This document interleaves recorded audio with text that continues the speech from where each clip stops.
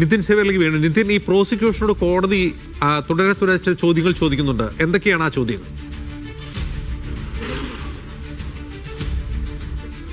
അതായത് ഇപ്പോൾ പുറത്തു വരുന്ന ചില ചോദ്യങ്ങളുണ്ട്. വളരെ ശ്രദ്ധേയമായ ചില കാര്യങ്ങൾ പ്രോസിക്യൂഷൻ കോടതിയിൽ പറയുന്നുണ്ട്. അതായത് സ്ത്രീയുടെ ശരീരത്തിൽ സമ്മതമില്ലാതെ തൊടാൻ പാടില്ല എന്നതാണ് നീതിന്യായ വ്യവസ്ഥയെന്നും യഥാർത്ഥ കുറ്റവാളി മറിഞ്ഞിരിപ്പുണ്ടെന്ന് അത് എന്താണ് ഉദ്ദേശിച്ചതെന്ന് നമുക്കുമറിയാം. പ്രോസിക്യൂഷൻ എന്താണ് കോടതിയിൽ ഉദ്ദേശിച്ചതെന്ന് നമുക്കുമറിയാം. അത് യഥാർത്ഥ കുറ്റവാളി മറിഞ്ഞിരിപ്പുണ്ട് എന്നാണ് പ്രോസിക്യൂഷൻ കോടതിയിൽ പറയുന്നത്. ഈ കുറ്റകൃത്യത്തിനൊക്കെ പുറകിൽ കേസിൽ പ്രതിയാക്കപ്പെടാത്ത അല്ലെങ്കിൽ കുറ്റവാളി എന്ന് കോടതി പറയാത്ത മറ്റൊരാൾ ഈ കേസിന് പുറകിലുണ്ട്, അല്ലെങ്കിൽ ഈ സംഭവങ്ങൾക്കൊക്കെ പുറകിലുണ്ട് എന്നാണ് പ്രോസിക്യൂഷൻ കോടതിയിൽ പറയുന്നത്. സ്ത്രീയുടെ ശരീരത്തിൽ ഇത് ഉറപ്പാണോ എന്ന് കോടതി ചോദിക്കുമ്പോൾ ഉറപ്പാണ് എന്ന് പ്രോസിക്യൂഷൻ മറുപടിയും പറയുന്നുണ്ട്. ജഡ്ജിയുടെ കാര്യത്തിലും അങ്ങനെ തന്നെയല്ലേ, ജഡ്ജി റേപ്പ് ചെയ്യപ്പെട്ടാലും അങ്ങനെ തന്നെയല്ലേ എന്ന് പ്രോസിക്യൂഷൻ കുറച്ചുകൂടി കടുത്ത രീതിയിൽ തന്നെ കോടതിക്കെതിരെ പറയുന്നു എന്ന് നമ്മൾ ഒരുപക്ഷെ പറയേണ്ടി വരും. ജഡ്ജി റേപ്പ് ചെയ്യപ്പെട്ടാലും അത് അങ്ങനെ തന്നെയല്ലേ, സ്ത്രീയുടെ ശരീരത്തിൽ അനുവാദമില്ലാതെ സമ്മതമില്ലാതെ ഒരാളും തൊടാൻ പാടില്ല എന്നതാണ് നീതിന്യായ വ്യവസ്ഥ എന്ന് പറയുമ്പോൾ ഈ കേസിന് പിന്നിൽ ഒരാൾ മറിഞ്ഞിരിപ്പുണ്ടെന്ന് പറയുമ്പോൾ അത് ഉറപ്പാണോ എന്ന് കോടതി ചോദിക്കുന്നു. ഉറപ്പാണെന്ന് പ്രോസിക്യൂഷൻ പറയുന്നു. ജഡ്ജിയുടെ കാര്യത്തിലും അത് അങ്ങനെ തന്നെയല്ലേ എന്ന് അതായത് കോടതി തന്നെ അല്പം പ്രകോപിതയായി സംസാരിക്കുന്നു എന്ന് തോന്നുന്നു ഈ വാദപ്രതിവാദം കേൾക്കുമ്പോൾ. അതായത് ജഡ്ജിയുടെ കാര്യത്തിലും അങ്ങനെ തന്നെയല്ലേ എന്ന് ചോദിക്കുമ്പോൾ ജഡ്ജി റേപ്പ് ചെയ്യപ്പെട്ടാലും അങ്ങനെ തന്നെയാണെന്ന് പ്രോസിക്യൂഷൻ പറയുന്നു. അതല്ല ഉദ്ദേശിക്കുന്നത് എന്നാണ് ജഡ്ജി പറയുന്നത്. ജഡ്ജി എന്തായിരിക്കും ഉദ്ദേശിക്കുന്നുണ്ടാവുക?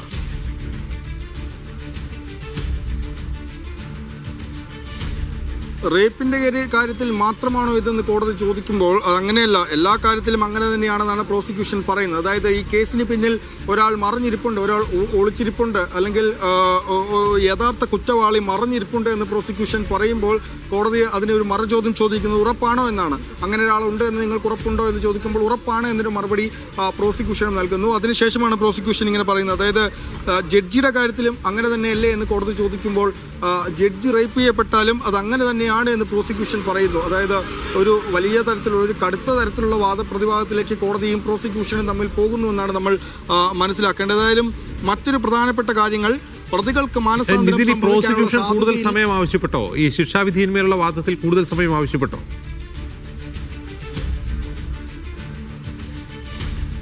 തീർച്ചയായും പ്രോസിക്യൂഷൻ അല്പം മുമ്പ് ശിക്ഷാവിധിയിന്മേലുള്ള വാദത്തിൽ കൂടുതൽ സമയം ആവശ്യപ്പെട്ടിരുന്നു. അപ്പോഴാണ് സമയം നൽകാൻ പറ്റില്ല എന്ന് പ്രോസിക്യൂഷൻ പറയുന്നത്. അത് തനിക്ക് ഇന്ന് തന്നെ ശിക്ഷ വിധിക്കണമെന്നൊരു കാര്യം കൂടി പറയുന്നുണ്ട്. മറ്റു ചില വാർത്തകൾ കൂടി പറയുന്നത് പ്രോസിക്യൂഷന്റെ വാദം ഇപ്പോൾ കഴിഞ്ഞിട്ടുണ്ട്. അതായത് സമൂഹത്തിന് വേണ്ടിയാണോ വിധി എഴുതേണ്ടതെന്നും അതായത് പ്രതികൾക്ക് മാനസാന്തരം സംഭവിക്കാനുള്ള സാധ്യതയില്ലേ എന്ന് കോടതി ചോദിക്കുന്നു.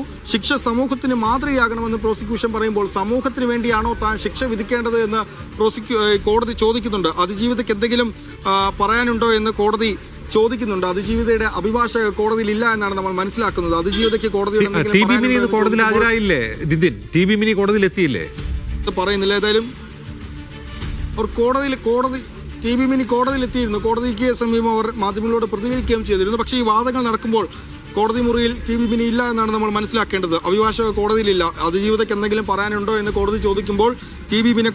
മിനി കോടതിയിൽ ഇല്ല എന്ന്, കോടതി മുറിക്കുള്ളിൽ ഇല്ല എന്നാണ് നമ്മൾ മനസ്സിലാക്കുന്നത്. ഏതായാലും ഈ പ്രോസിക്യൂഷന്റെ വാദം അവസാനിച്ചിട്ടുണ്ട് എന്നാണ് നമ്മൾ മനസ്സിലാക്കുന്നത്. വലിയ കടുത്ത വാദപ്രതിവാദങ്ങളാണ്, പ്രത്യേകിച്ച് കോടതിയുമായി ഒരു വലിയ തർക്കത്തിലേക്ക് അല്ലെങ്കിൽ വളരെ കടുത്ത ഭാഷകളിലേക്കൊക്കെ പോയൊരു വാദപ്രതിവാദമായിരുന്നു. പ്രത്യേകിച്ച് അവസാനം നടന്ന വാദമുഖങ്ങളിലൊക്കെ അങ്ങനെ തന്നെയാണ്. ജഡ്ജിയുടെ കാര്യത്തിലും അങ്ങനെ തന്നെയല്ലേ എന്ന് കോടതി ചോദിക്കുമ്പോൾ ജഡ്ജി റേപ്പ് ചെയ്യപ്പെട്ടാലും അത് അങ്ങനെ തന്നെയാണ് എന്ന് ശക്തമായി കോടതിയിൽ പ്രോസിക്യൂട്ടർ പറയുകയാണ്. ഏതായാലും പ്രോസിക്യൂഷന്റെ വാദം കഴിഞ്ഞിരിക്കുകയാണ്. ഇന്ന് പ്രതിഭാഗത്തിന്റെ വാദമാണ് ആരംഭിക്കുക. അത് ഉടൻ തന്നെ ആരംഭിക്കുമെന്നാണ് മനസ്സിലാക്കുന്നത്. ഇപ്പോൾ പ്രോസിക്യൂഷന് പറയാനുള്ളതെല്ലാം തന്നെ പറഞ്ഞു കഴിഞ്ഞിരുന്നു. പ്രോസിക്യൂഷൻ കൂടുതൽ സമയം ആവശ്യപ്പെട്ടെങ്കിലും പറ്റില്ല എന്നായിരുന്നു കോടതി നേരത്തെ പറഞ്ഞത്. തനിക്ക് ഇന്ന് തന്നെ ശിക്ഷ വിധിക്കണം, അല്ലെങ്കിൽ തനിക്ക് ഇന്ന് തന്നെ ഇത് അവസാനിപ്പിക്കണമെന്നൊരു സൂചനയാണ് കോടതി നൽകിയത്. അപ്പോൾ ഇന്ന് തന്നെ ഒരുപക്ഷെ വിധി വരാനുള്ള സാധ്യതയുമുണ്ട്. ഏതായാലും ഇപ്പോൾ ഈ പ്രോസിക്യൂഷന്റെ വാദം അവസാനിച്ചിട്ടുണ്ട്. പ്രതിഭാഗം വാദം ഉടൻ തന്നെ ആരംഭിക്കുന്നു എന്നാണ് നമ്മൾ മനസ്സിലാക്കുന്നത്. അതിജീവിതയ്ക്ക് എന്തെങ്കിലും പറയാനുണ്ടോ, കോടതിയോട് ബോധിപ്പിക്കാനുണ്ടോ എന്ന് കോടതി ചോദിച്ചിരുന്നു. പക്ഷേ ആ സമയം അതിജീവിയുടെ അഭിഭാഷക ടി.വി. മിനി കോടതിയിൽ ഇല്ലായിരുന്നു. അതുകൊണ്ട് തൽക്കാലം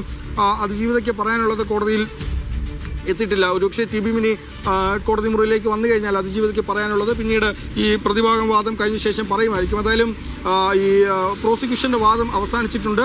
പ്രതിഭാഗത്തിന്റെ വാദം ഉടൻ ആരംഭിക്കുന്നു എന്നാണ് മനസ്സിലാക്കുന്നത്.